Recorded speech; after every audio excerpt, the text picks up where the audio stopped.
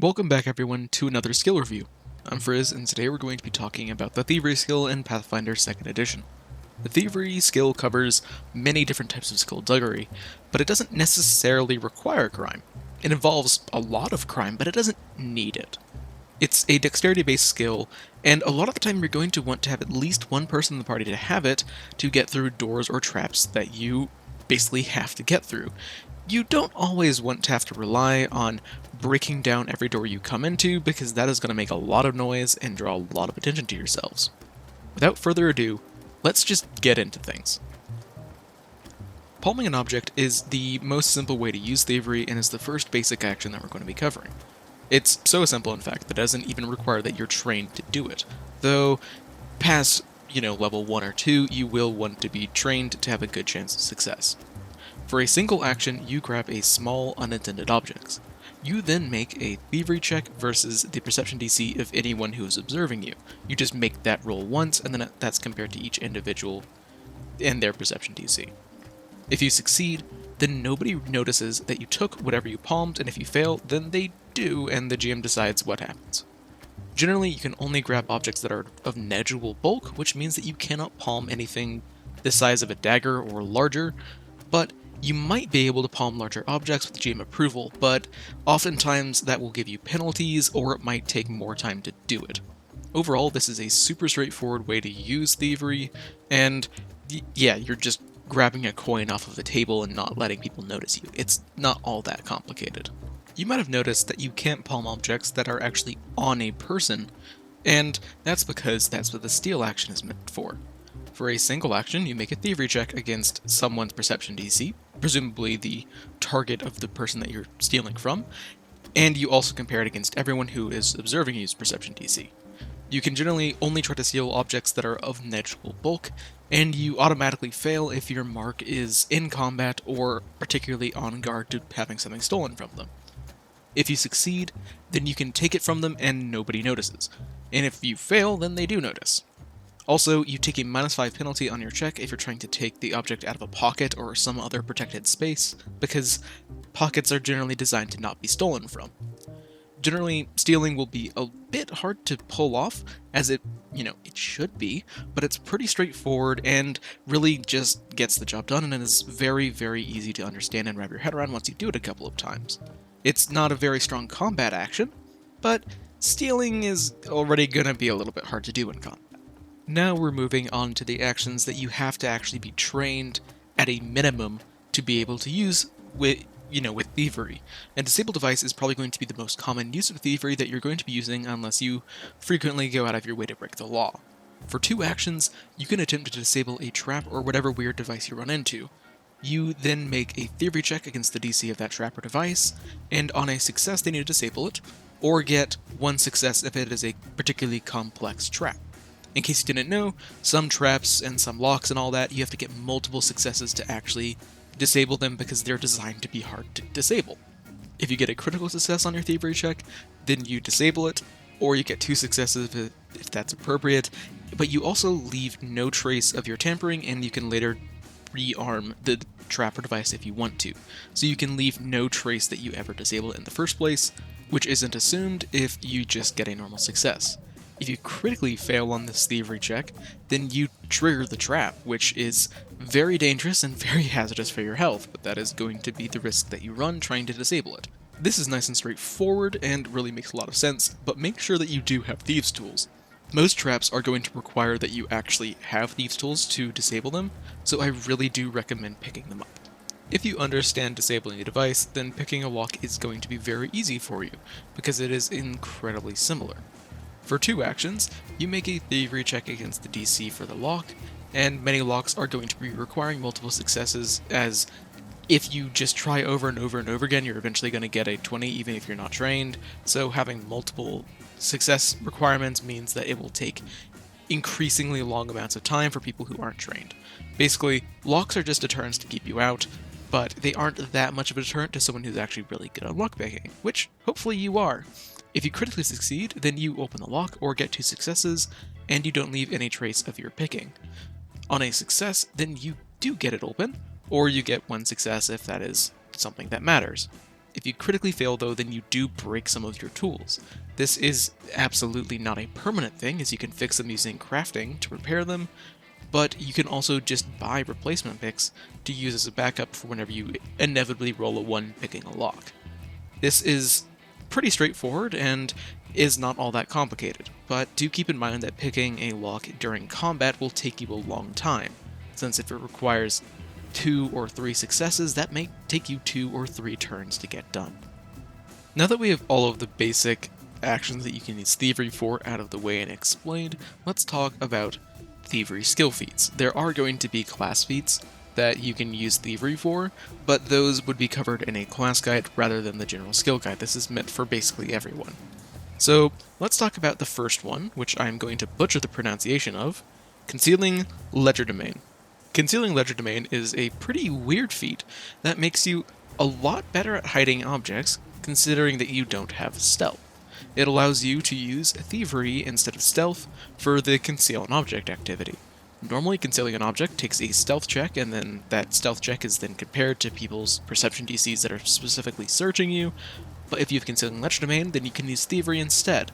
And the way that you do this is kind of interesting, because you shift the object around your person and keeping it in motion, so if they pat down your right leg, you move the object away from the right leg, and then once they're done patting you down there, you move it back. So rather than finding a very good hiding spot like you normally would with stealth, you instead just move it around to the places that they aren't looking at. Which is kind of interesting, and it's a little bit out there, but hey, this is Pathfinder, and people check around fireballs. I am pretty sure that this is not going to break people's suspension of disbelief. The Pickpocket feat is available at level 1 as well, and it's exactly the sort of feat that people who are explicitly looking to do crime are looking for.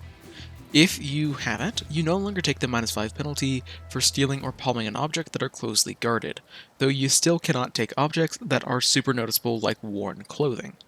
Also, if you're a master in Thievery, you can try to steal from someone in combat by using 2 actions instead of 1, and you also take a -5 penalty. I don't know how often you're going to be wanting to steal from someone in combat, but now you actually have that option for whenever you do need it, like, say, stealing a component pouch or something from a spellcaster, or a holy symbol to just really, really piss off an enemy cleric. Now, the penalty that you can avoid taking objects that are closely guarded is great, because now you can reach in and just take things from people's bags, and really it makes stealing a heck of a lot easier. So if you are thinking of playing some kind of street rat who has made a living by stealing from people, or pickpocketing, you should really take the pickpocket feat. Subtle Theft is another level 1 feat for people who want to take what isn't theirs, or at least is not theirs yet. Whenever you successfully steal something, all observers take a -2 penalty on their perception DCs to notice the theft. Effectively, it's going to get way easier to get away with stealing in broad daylight in the middle of a crowd. Also, if you use the Create a Diversion action and succeeded, then palming an object or stealing does not end your undetected condition. This is a bit weird to me though, since creating a diversion doesn't actually make you undetected, it just makes you hidden. I think this feat is supposed to mean that if you are undetected from any source, stealing does not make you detected. Subtle Theft is great if you're going to be trying to get away with crime, and you cannot eliminate other people who know that you were there. It is basically what it says on the tin, it's Subtle Theft. Redisarmament is a level 2 skill feat that requires that you're an expert in Thievery, and it makes you a lot more prepared for whenever you mess up dealing with traps. Now whenever you set off a trap whenever you're trying to disarm it, meaning that you critically failed, you get a +2 circumstance bonus to your AC or saving throws against the trap, though you only get these bonuses on the first attacks or effects of the trap. Since a lot of traps are going to be applying effects on multiple different turns, you'll only get it for the first one. This doesn't seem to be too great at first glance, since it requires that you critically fail, but you're bound to critically fail a few times if your GM likes traps and puts them all over the place. Having additional protections against them is going to be very, very nice. Additionally, traps in 2nd edition can be absurdly dangerous and incredibly scary, since whenever you're trying to make an encounter or a trap or something, if it only does one thing, it's going to do that one thing incredibly, incredibly well, getting additional bonuses against them is going to be great, considering that you're probably going to be the person in the party that is dealing with them all of the time. Essentially, if your GM likes using traps a lot, then this is great and a great kind of insurance and defensive plan. If they don't use traps very often, though, then this isn't nearly as good. The Quick Unlock feat might be the shortest and simplest feat I have ever seen, and it requires that you're a master in Thievery. The Pick a Lot action, once you take it, now only takes one action instead of two. This means that you can get doors open super quickly, but I don't really know how often you're going to need to pick doors open that fast. Normally lockpicking happens outside of an encounter, so I don't know how often this will be really useful to you. I don't know how your group really will roll, and you definitely will get more out of this if you are a very criminally inclined group, but it is very situational, so just keep that in mind. At level 15, you can get the legendary Thief feat, which requires that you have the Pickpocket feat and that you're legendary in Thievery. And it allows you to do some really stupid stuff with Thievery that is absolutely hilarious. You can now attempt to steal anything, even if it is being actively used or worn. You can literally steal the shoes off of someone's feet. You have to do this super slowly though, meaning that you have to spend at least 1 minute or longer for particular items like armor. Throughout the time that you're trying to steal from someone, you have to be hidden, like in darkness or in a crowd or something like that, while you're doing all of your nefarious shit. You take a -5 penalty on your Thievery check because you're literally trying to steal the clothes off of someone's back, but by the point that you're at now, being legendary in Thievery, a -5 is a lot more bearable than it was at lower levels. Even if you succeed, which you probably are going to because you're a legendary thief, they're probably going to notice pretty quickly that something is wrong, since if they're wearing shoes or armor or something, they're probably going to notice the first time that they take a step that they can feel the ground underneath them and not their shoes. Despite these very slight issues, being able to literally steal the clothes off of someone's back is hilariously funny. It's not the strongest legendary feat in the game for combat, but oh my god is there so many possibilities for amazing roleplay. Overall, I really like the way that Thievery was implemented in 2e, though I do have one issue that I haven't brought up so far. Most traps are going to require a certain proficiency to be able to even be disabled, meaning that you can only disable a particular trap if you're, say, an expert in Thievery, and it is literally impossible if you're only trained. This can create some issues.